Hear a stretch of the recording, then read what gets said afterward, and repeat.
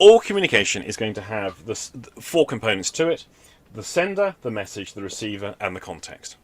Psychotic communication is an attempt to negate all of these levels. I would argue 3 or more negations will qualify as psychosis or psychotic communication.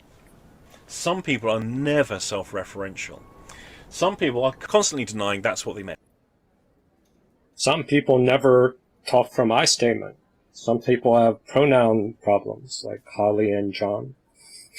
That's negating an I. Constantly not owning things that they have said or things they have communicated. Some people don't remember what they say, or they change their memory, so that's number 2. Or things they have implied. Some people will never actually say they're talking to you. They reenact the conversation, often with all the emotions that the other person had and all the emotions they had, as they switch between the roles. Am I negating in the context? In the context. The inability to track time, particularly in terms of mental representations, and give it a time reference, past, present, or future.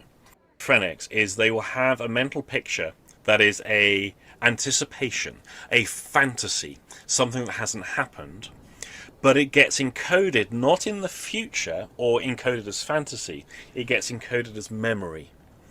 And so now they can't differentiate whether they're remembering something that happened or whether they've just imagined it and fantasized it. So this is where, if you can be curious and try to talk out what their memory is, that you can ward off part of it by giving evidence. But it's hard, because negation attacks are difficult. They have a shared psychosis ability. But the more you can label it and observe it, and then you can put in the right timestamp, everyone wins. Well, I guess you have to feed the demon too. So give it some love and attention and some nectar. They're not able to differentiate between something necessarily that happened, say, 20 years ago and something that happened yesterday.